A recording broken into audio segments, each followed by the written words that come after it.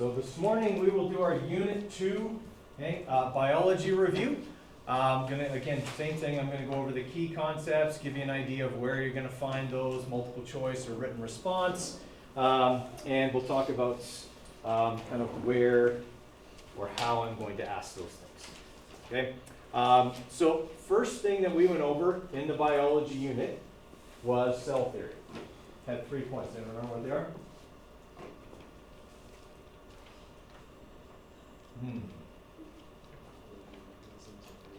All living organisms are made of cells. That's point number 1. What do cells do? That's point number 2.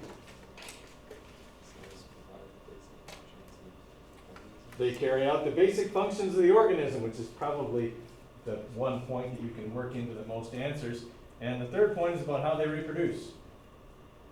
They divide. Yeah, new cells are produced by the division of existing cells. Okay. So those are the 3 points of the cell theory, and certainly that could be on the multiple choice part. Sets up very well for a multiple choice part, which of the following is not part of the cell theory. But it's also likely that you could work the second point of the cell theory into several answers in the written response. Okay? Especially questions that maybe have to do with cell transport, since transport is a basic function of the organism. Okay? So you could certainly work it into that.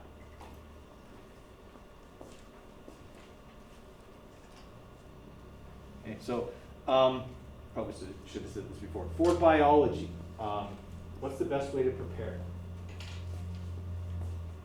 Like, how's best to study for biology?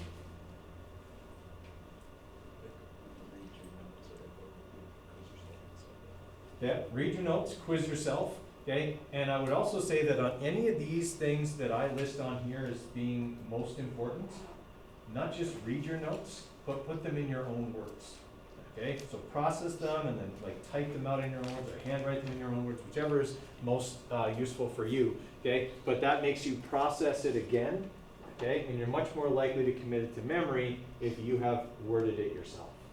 Okay, put it in your own words, processed it, that's the kind of thing that's important. Okay, think about ways that I might ask those questions, and I'm kind of doing that today. So okay, when I'm going through this thing, here's how I might ask that, that's definitely something you want to write down. Okay, and then think about, okay, how would I answer that question? What kind of things would Mr. Coderre want in an answer for that? And Mr. Coderre usually tells you that, right? Like I kind of harped on that about the Unit 4 exam. Hey, it was a 5-mark question, you wrote 2 things. Okay, I usually tell you, here's 5 things I would want to hear about in an answer. Okay, so what was the thing that got us in this unit more than anything? Level of detail. Level of detail. Okay, Unit 2 and Unit 4 were all about level of detail. So on the final exam, when you're answering a question about diffusion or cell transport, talk. Okay, like actually write out a fair amount of stuff. Make sure that when you're done, you can look at your answer and honestly say, I wrote 5 marks worth of stuff here.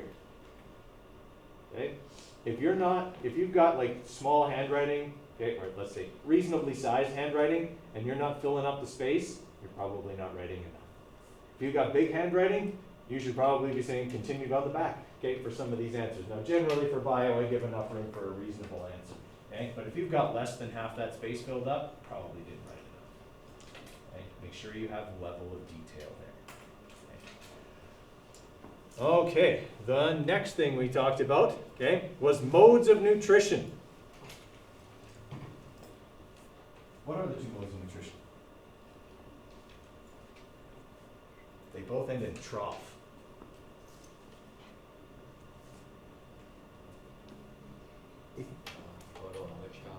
Photoautotroph. Those are the ones that use light and carbon dioxide and water to make food. In other words, photosynthesis. So I start with like chemoheterotroph. Chemoheterotroph is the other one. Those are the ones that have to consume other organisms for food. Okay, those are the 2 modes of nutrition.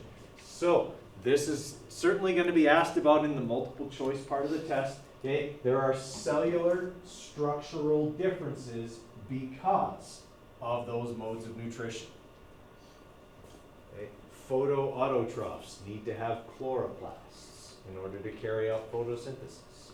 They generally have a cell wall, okay? Not just a membrane. They generally have a large water vacuole that helps to create turgor pressure and keep the cell upright. Okay? All of those kind of things have to do with being a photoautotroph. If you are a chemoheterotroph, you likely only have a cell membrane. You would have to have lysosomes in order to digest your food. You would need centrioles to help with cell division. You would likely have like a cytoskeleton that helps keep the cell intact during changes in shape, right? Things like that. But there's lots of similarities, obviously, also between all of those cells. They both have a nucleus. They both have rough ER, smooth ER, okay? Golgi apparatus, all that kind of stuff. So certainly know about that. Go over the chemoheterotroph, go over the photoautotroph, and know that differences would be the big thing, or the things that are necessary in a cell for that mode of nutrition. That was also a question on your cell anatomy lab. Okay? And I always have stuff about your labs on final exams. Okay? All right, so definitely know those modes of nutrition. Now we kind of skipped over, I can't remember if I have it on here later, but use of the microscope. Okay? Here's the odd question about use of a microscope and size estimation. Okay, that's also a part of this. I can't remember if it's later or not here, but we'll just keep going. I think it's on there later. Okay, cell diagrams. Oh, there we go. Label and give the function. There's a diagram of a cell on the final exam. It's in the multiple choice this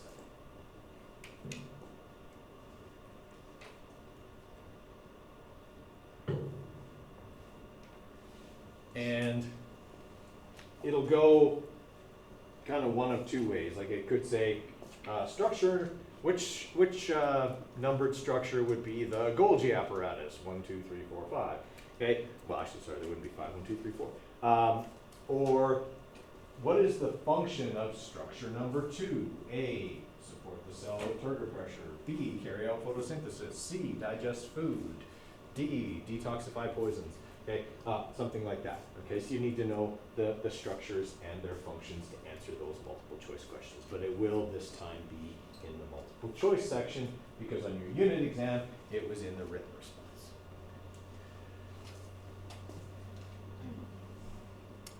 Okay, so definitely know lesson 5, cell function and transport.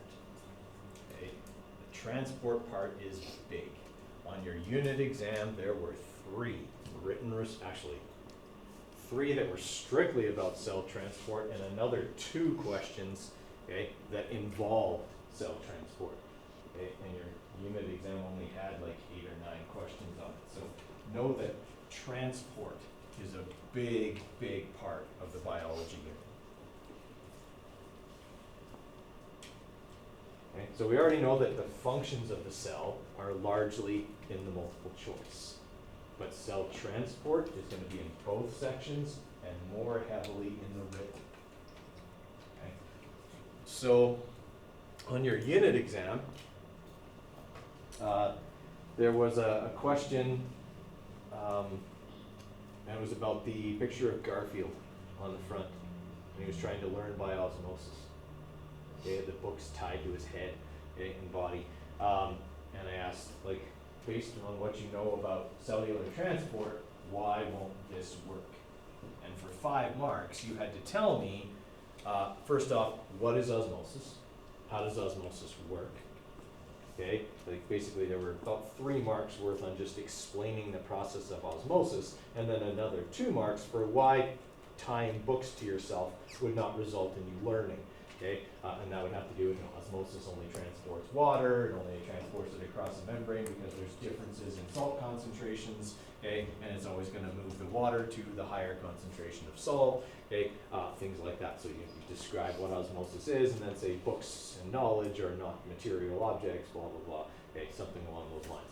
Certainly expect something like that, okay. What were the big 3? Osmosis was one of them. What were the other 2 methods of cell transport that were so important? Diffusion. Active transport. Okay, those are going to definitely be important. Okay, on your final exam, okay, there's some transport stuff in the written response. In fact, most of the written response questions on biology have at least some cell or plant transport component to it.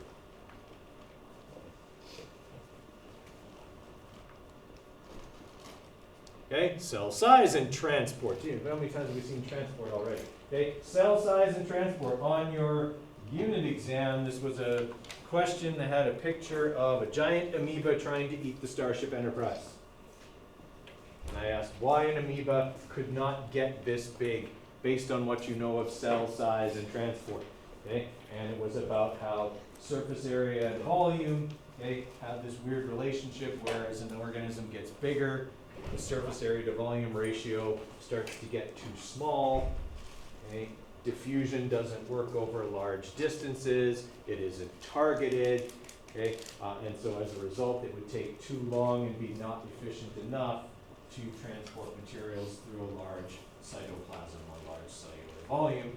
Okay? Thus, an amoeba of that size could not possibly survive.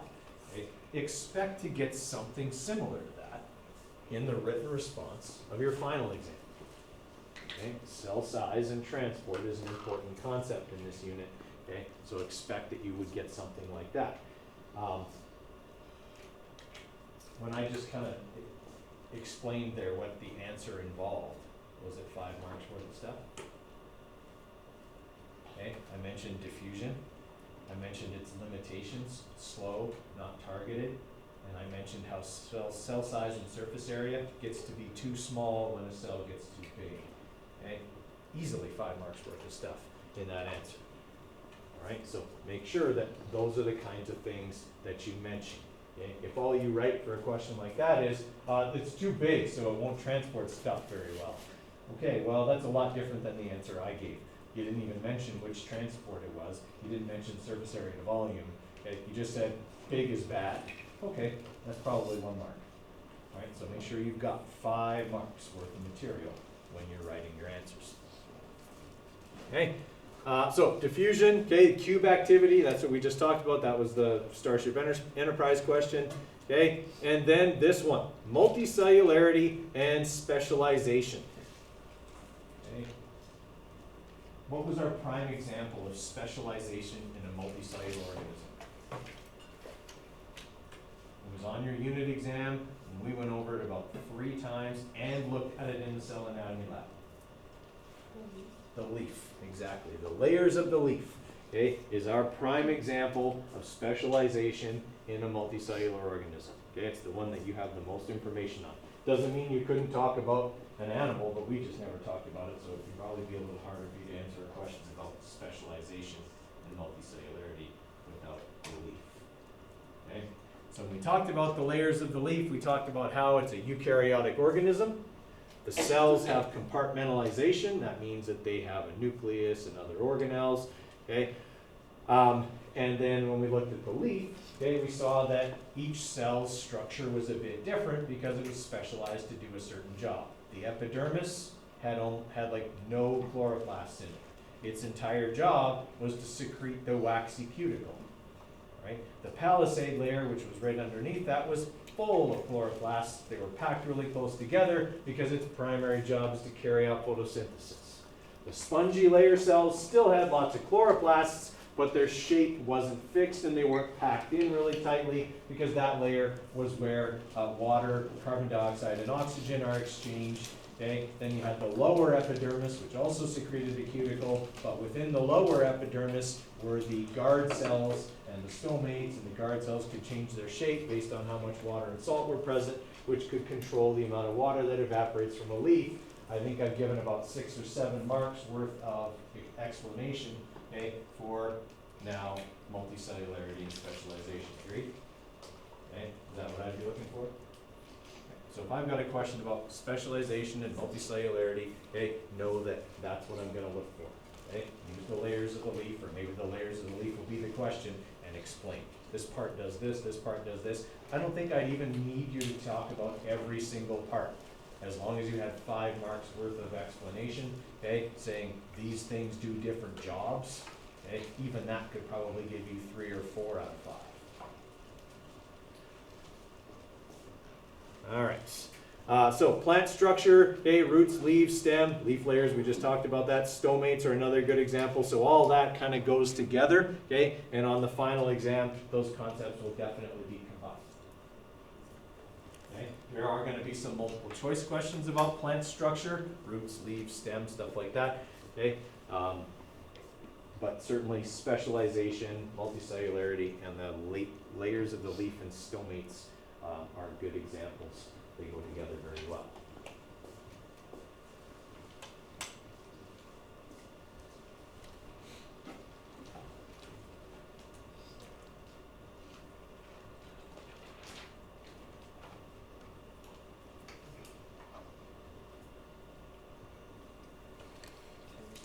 Mm-hmm.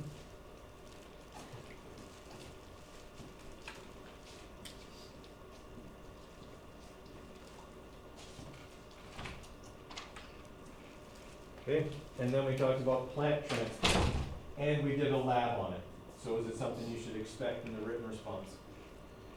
I would say so. Also, the multiple choice, I'd expect it in both, but I'd certainly expect something in the written response about the phloem, the xylem, okay? Polar nature of water being a part of that, okay?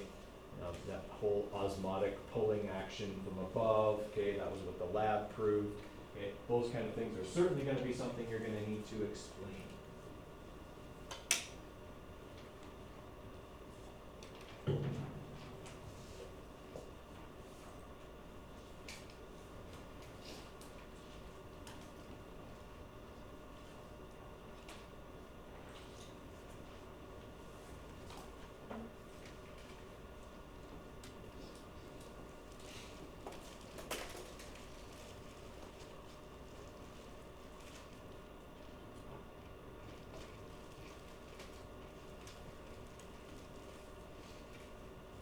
Okay, questions on that?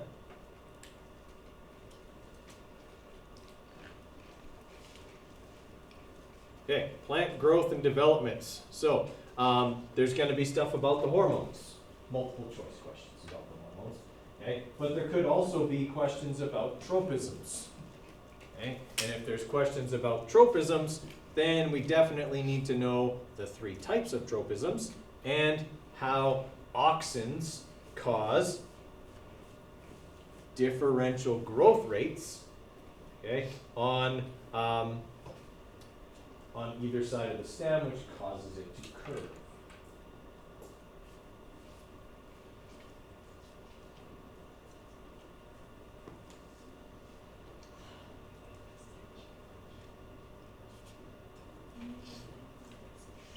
Okay, on your unit exam, you had the picture of the lone tree out on the cliff. Okay, and it had clearly fallen over, but had persevered and continued to grow, and it started growing straight up again. And I asked you which tropism is most responsible for this, and how does it work? And it was a 5-mark question. Okay, and what I saw most often was geotropism because of gravity. It grows straight up, which is 2 marks out of 5.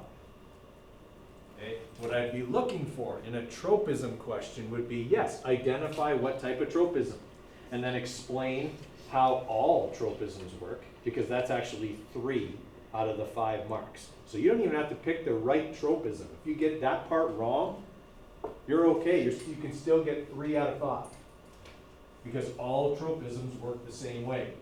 Auxins are secreted to one side of the plant. Okay, they cause the lengthening of plants or of cells on that side, or cause the other side to grow faster, which causes a curving in the plant. Okay, it's 3 marks for explaining how all tropisms work. Okay, photogeothigmo. Underneath development, gibberellins. And then 2 marks for the tropism and what causes it. Okay, so geotropism, growth response to gravity, differential rate of growth, caused by auxins only secreted to one side, making the cells longer. 5 marks. Okay, so make sure you have a nice, thorough answer that includes all of those key concepts. Okay, now, there was the other thing I wanted to go over. estimation of size, okay, for a lab diagram, because there'll be a question like that on your exam. So if I'm looking at this thing under high power, all right, and let's just say this thing here, under high power, how big is it? Nathan? So like 275 micrometers. I think that might be a 175. Yeah, I'd say 175 is a pretty fair estimate. Okay, I would probably accept anything between like 150 to like, well, let's say 125 to 175 or even 200. It's not quite half, so 200 is kind of on the high side. Okay, I'd say 175 is a great estimate. Okay, for the size of that object. How did we figure that out? Well, we just figured out how, like if this is 400 micrometers across, okay, we went 1, 2, 3 and a bit. Okay, that's about 150, 175, somewhere in there. Okay, it's a pretty good estimate for how big that object is. Okay. All right, I have to double check that. I changed the test since I wrote that, so I just want to double check that I have that number correct for you there.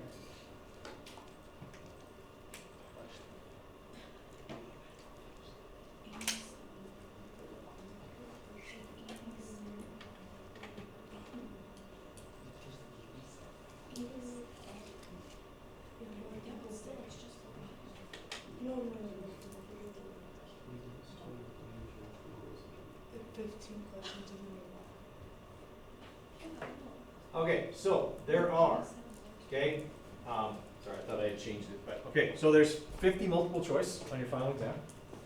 50. And there are 15, that's 1 5, okay, written response questions.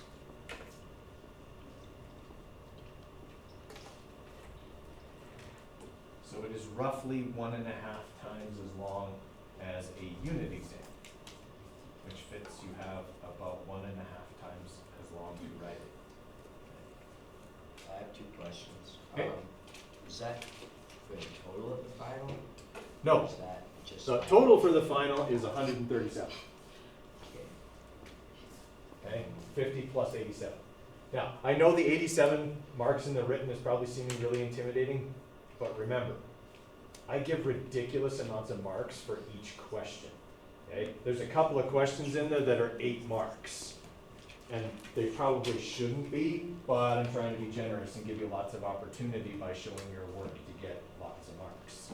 Okay, so it sounds like a lot, but it's really not. It's just me being overly generous with the marks. Okay, the multiple choice questions, honestly, do them last. Okay, like if I'm giving you a suggestion for your final, do the written first. It's worth more marks. Okay, and if you get pressed for time, it's way easier to hurry through multiple choice questions than it is to try and hurry a 5-mark written response item where you have to write a paragraph. Okay, so you're better off to do the multiple choice at the end. Now, the multiple choice do not involve any like complex calculations or even really like complex thought, really. Okay, I would say you should be able to do the multiple choice questions in about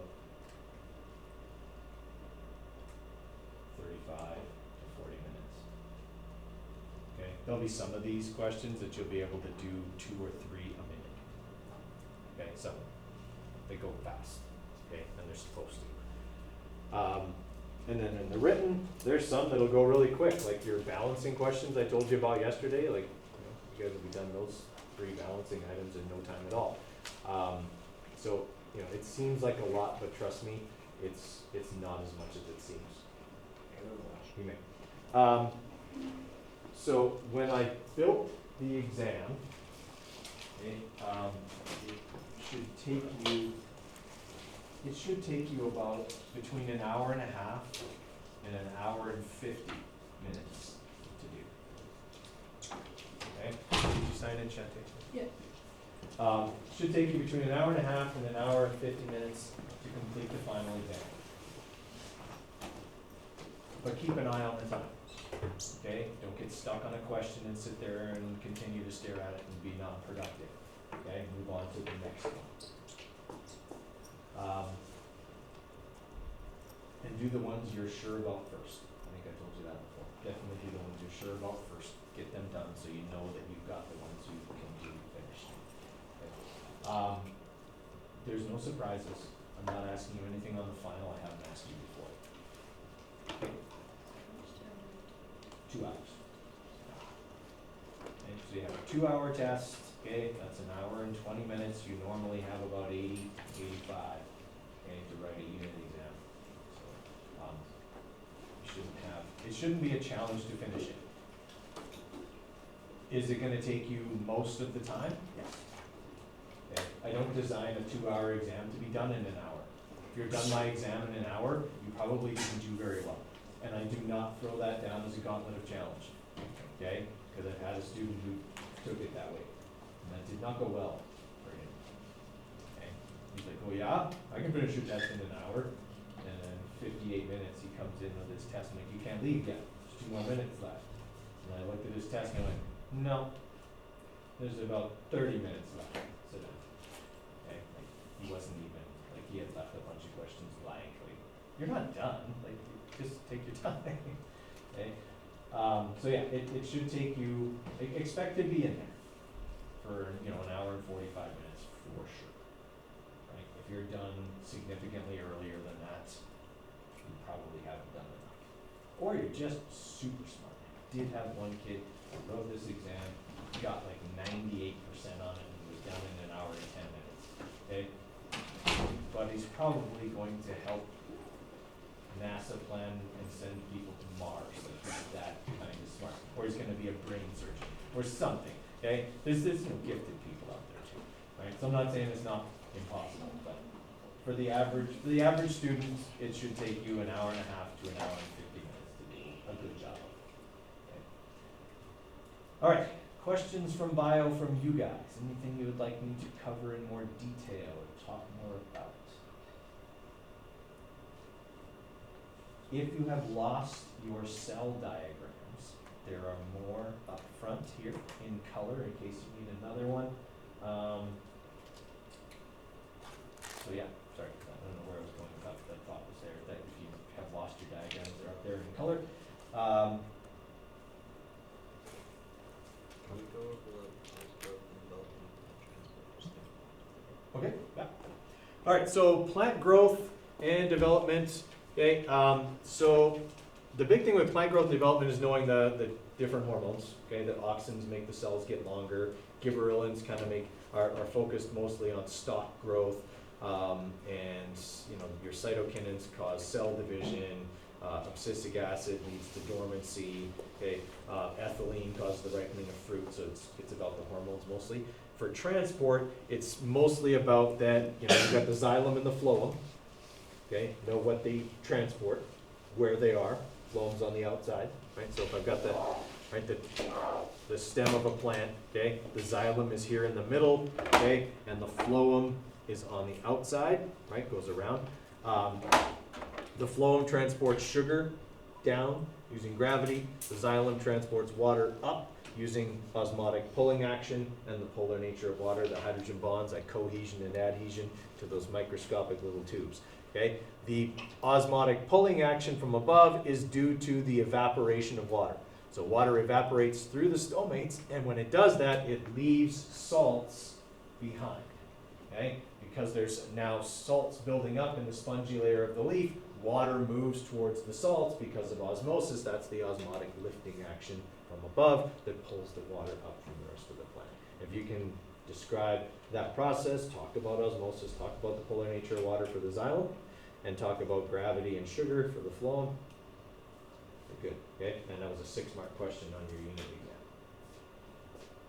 Okay. Are we gonna have to know the different models of the microscope and who made them? No, absolutely not. We're gonna need to know like really all the names. Okay, I see. Like Clavin. I feel like there's 2 questions in the multiple choice that involve people's names. Let me have a quick look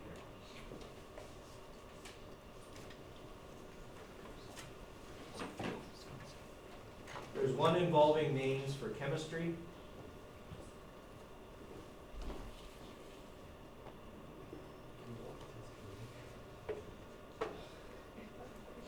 And that's it. One name. And it has to do with the atomic theories. Okay?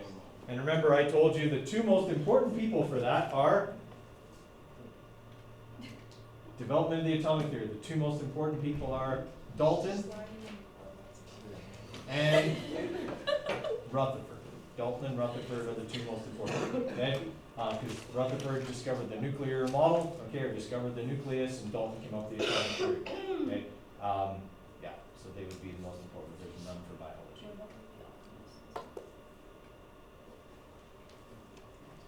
What year is Varnish? Is that fire? Yeah, they came up with cell theory. See, I wasn't there. Just wondering. The other way around. How? Wrong unit, right people. Yeah. Something like What's the difference between a rough ER and smooth ER? Okay, difference between rough ER and smooth ER is, the rough ER's got the ribosomes on it, which is why it looks rough. Okay? It's covered in ribosomes, so its job is the transport of the proteins produced by the ribosomes. Smooth ER doesn't have any ribosomes and has tons of jobs. Okay? It makes lipids. Those lipids repair membranes.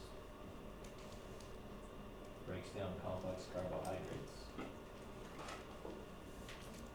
Detoxifies poisons. And can make fat soluble hormones. That's the one that has racism. The smooth ER? The difference between the 2. Oh, the difference between the 2. So, yeah, one has ribosomes and transports protein, and the other does lots of other jobs. And again, on a test, I would only, I mean, it's a multiple choice, I would just be able to recognize it. Layers of the leaf, yep, we certainly can. Alright, so. Alright, this is gonna be my super crude drawing, and you guys know how well I draw. Okay, so on the top and the bottom, okay, is the waxy cuticle, okay? And that waxy cuticle is secreted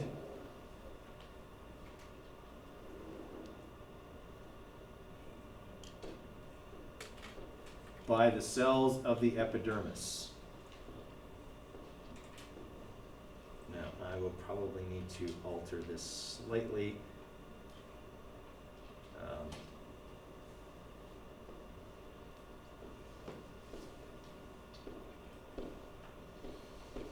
Okay, because on the bottom of the leaf is where the stomates are. Okay, and remember that the stomates are made of guard cells.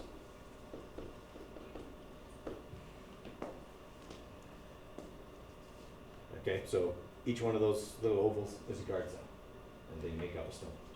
Okay. And then you've got, these are the epidermal cells, they make the cuticle. Okay, and then below that, on the top of the leaf,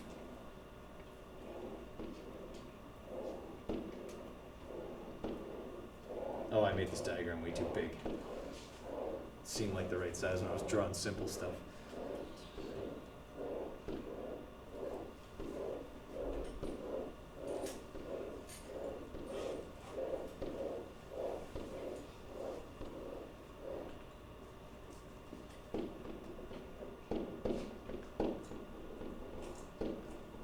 I'm getting lazy now, sorry.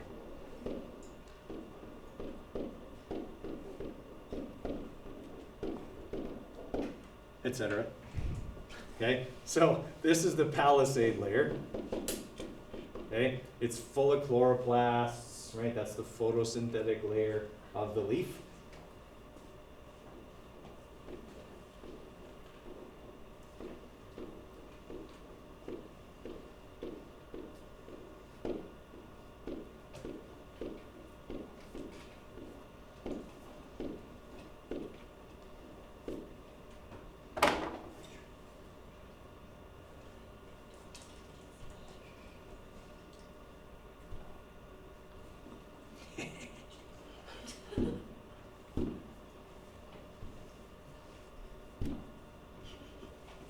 Yeah, okay, so now that's the spongy layer.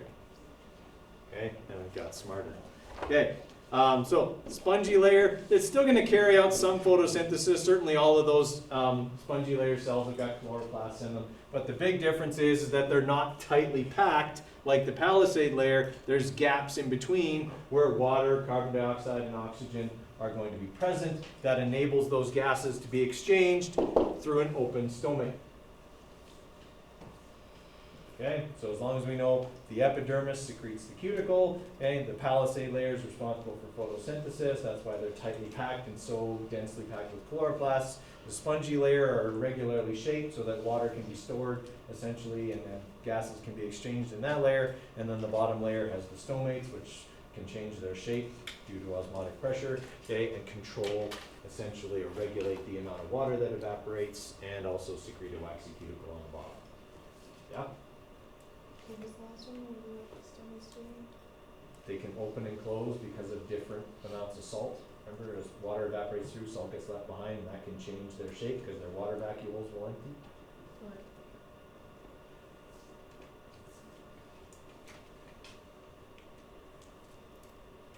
Okay, what else, guys? These are good questions.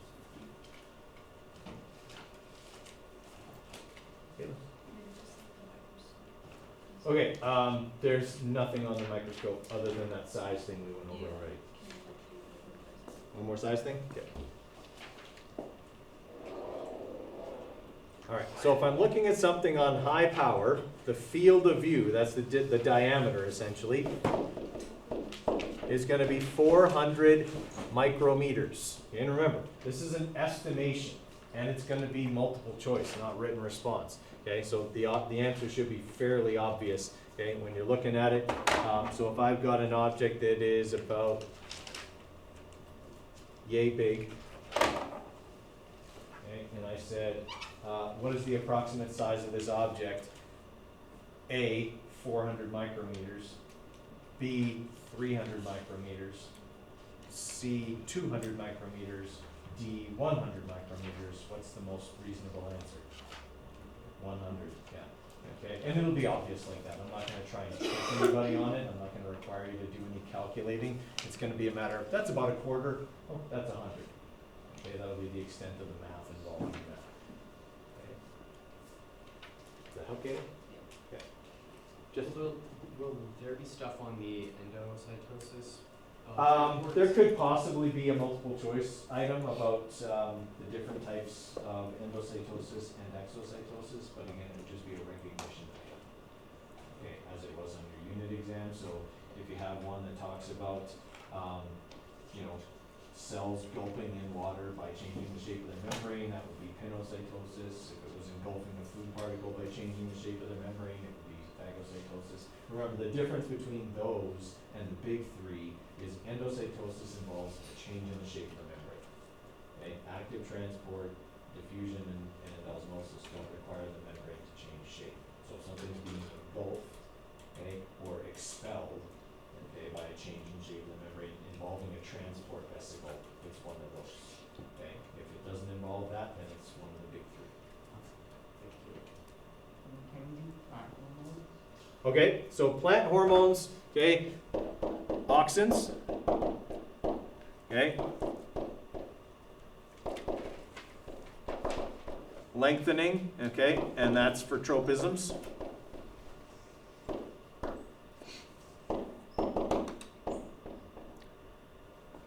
I should write cell lengthening, okay, gibberellins, okay, they're mostly going to be about primary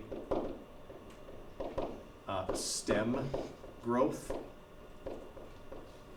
Okay, that's why they're the ones that can cause the foolish seedling disease.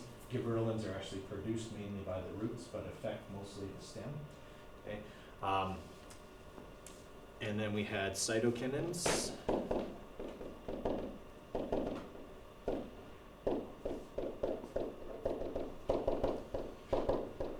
Okay, they stimulate cell division. They replace old and dying or diseased cells. Okay, And then we had abscisic acid.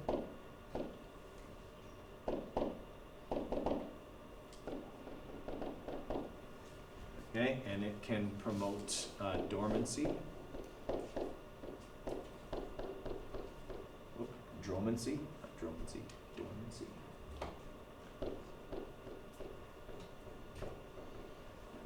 And that's by interrupting chlorophyll production.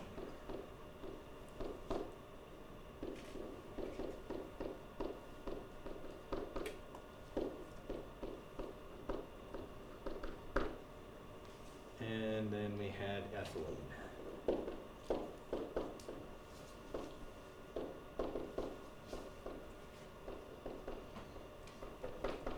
And that ripens fruit.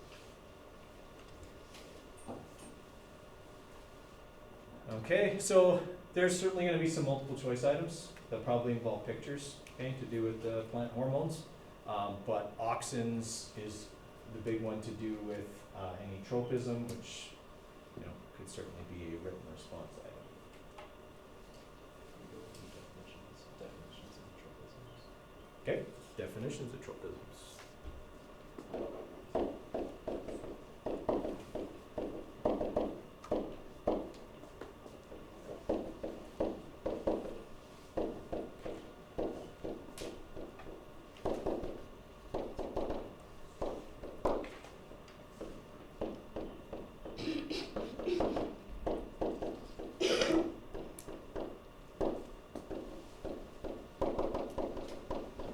Okay, so phototropism is a growth response to light, generally towards it, or positive phototropism. There are extreme cases of negative phototropism where a plant actually grows away from an overly intense light source. Okay.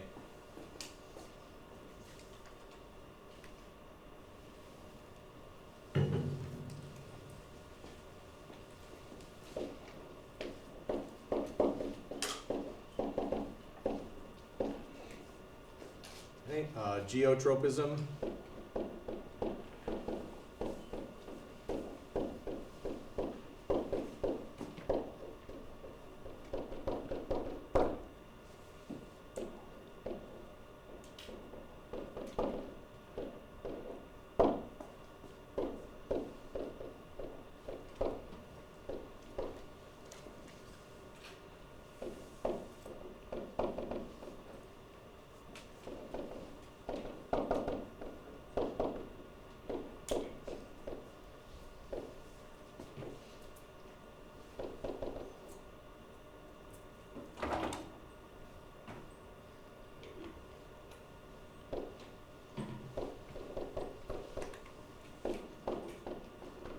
Okay, so geotropism is what small saplings will use to direct their growth because they're usually so far shaded because of, you know, older growth trees that up will generally get it to the light, okay, or out of the shade.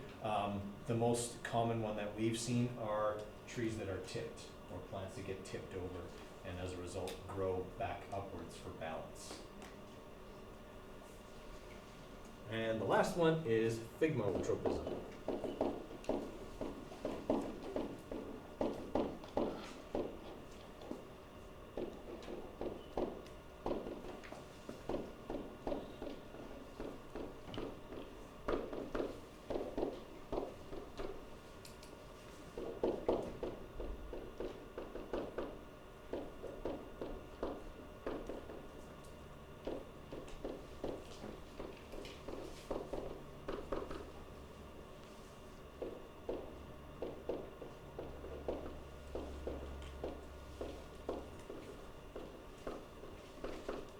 Okay, so growth response to touch.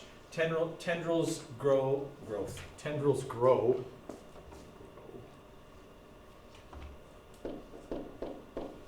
around or into objects for support. So peas climbing a fence, ivy climbing a wall, okay, things like that would be thigmotropism.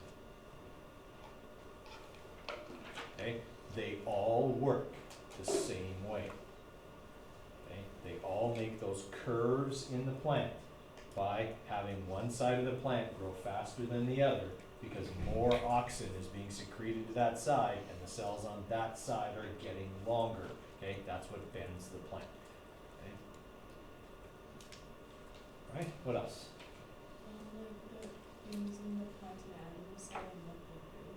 Okay, so all the parts of the cell, probably gonna take me more time than I have, okay?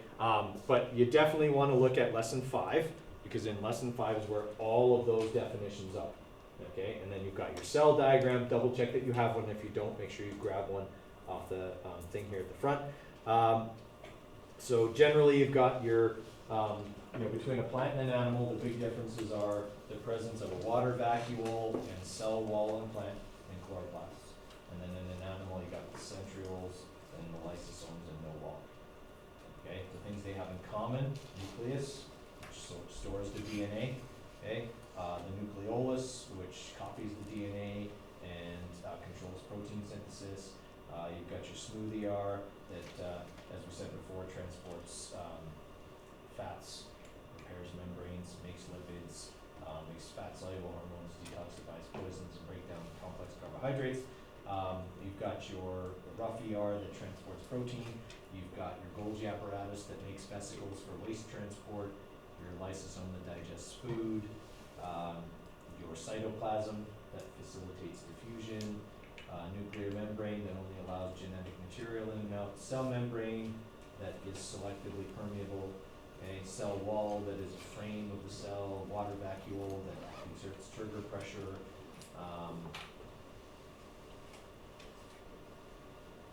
Mitochondria that break down sugars and carry out photosynthesis. Chloroplasts that carry out photosynthesis.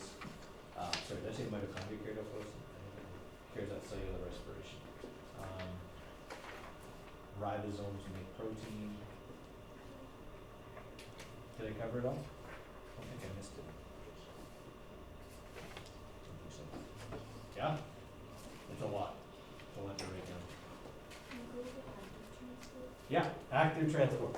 Okay, so in active transport, you've got little things in the membrane called transport proteins, okay? And they kind of have this, that's not a very good drawing, but they kind of go like this, okay? And they can open and close. So this would be like outside the cell, okay? And this would be inside.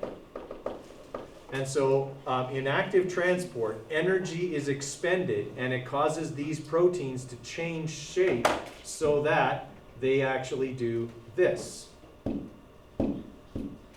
Oh no, I just want that part. Okay, so they'll change shape and that'll cause them to open. This would be the open position, and then this would be the closed position. So as energy is applied to them, they open and close. And when they open and close, they pump materials through the cell. Small materials only. We're talking about like minerals, calcium, sodium, potassium, okay, things like that. So they're basically only going to move electrolytes. They're not moving massive food particles or hormones or anything like that. Yeah, does that make sense? Is the energy coming from the outside or the inside? It's coming from inside the cell. Yeah, the energy to make that happen is inside the cell. And like I say, it's going to pump from low concentration outside to high concentration inside. That's the difference. It uses energy to go against what all the other transport processes try to do, which is achieve balance. It's trying to achieve imbalance. Yeah? Okay. Can you say that again? Like it's pumping low concentration To high concentration. It's going against the gradient was the term we used in class. Okay?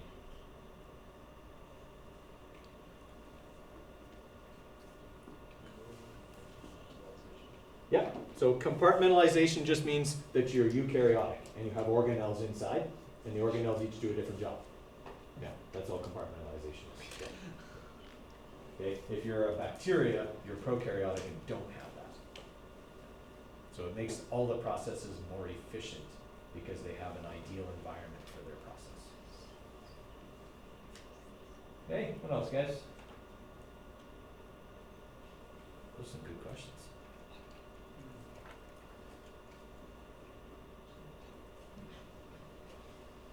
Okay, well, if more come up, don't be afraid to ask. Okay, oh, here's Factors affecting hydro. factors affecting Hydro. Plant growth. Okay, so factors that affect plant growth. Okay, so factors that affect plant growth would be light. They gotta have it. It's what powers photosynthesis. Okay, water. Okay, it's one of the ingredients in photosynthesis. If we don't have it, photosynthesis doesn't happen. Gotta have that too. Okay, temperature. Okay, photosynthesis is very much temperature influenced. Low temperatures minimize it. There's ideal temperatures between about 20 and 35 degrees, and after that it just drops off, plummets actually. Okay. So light, water, CO2, temperature, and then for other, kind of small things, they'd be like soil, presence of, predatory organisms, herbivores, things like that. Presence of like insects and infectious organisms, things like that. And there's very little on the final about that.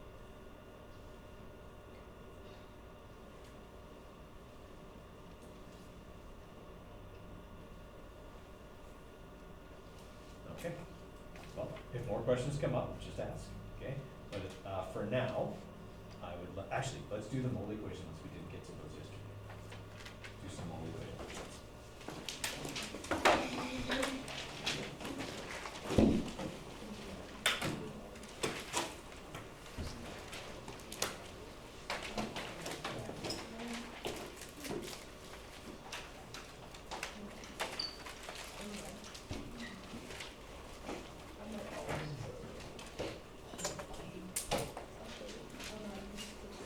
Okay, I'm going to give you guys a couple of minutes to try this one. How many moles of sodium sulfide are in 250 grams?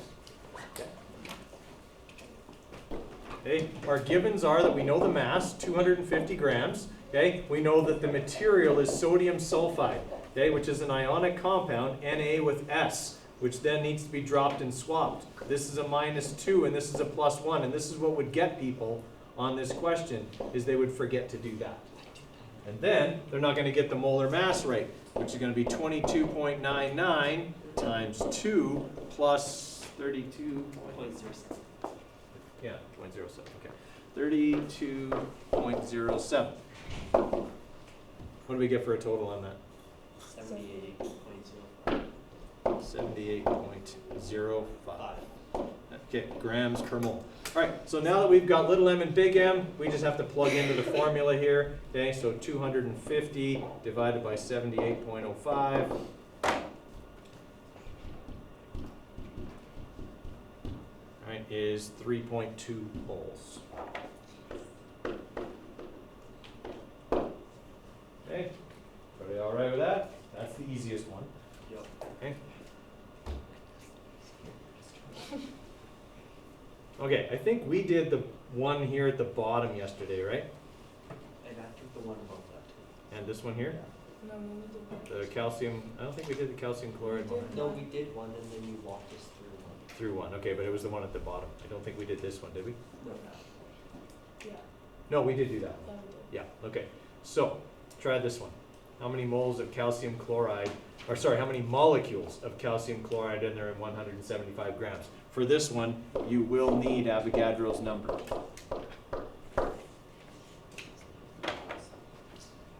Alright, so for this one here, okay, like I said, we're going to need Avogadro's number because we're looking for the number of molecules. If we're given the number of molecules or looking for the number of molecules, Avogadro's number, which tells us the number of molecules in 1 mole, is going to come into play.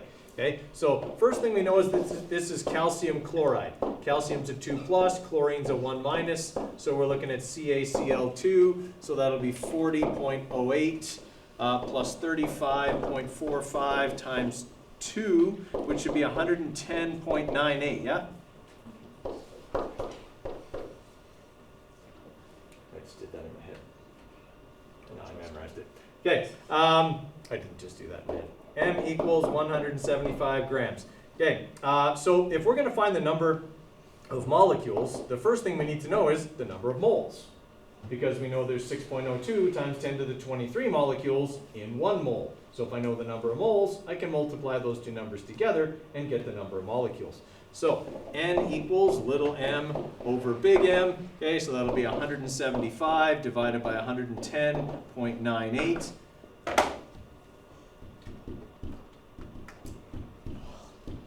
Okay, so 1.57 or 1.58 moles.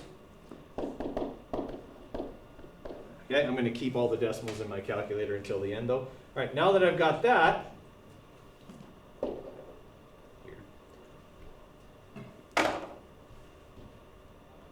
want to let me scroll.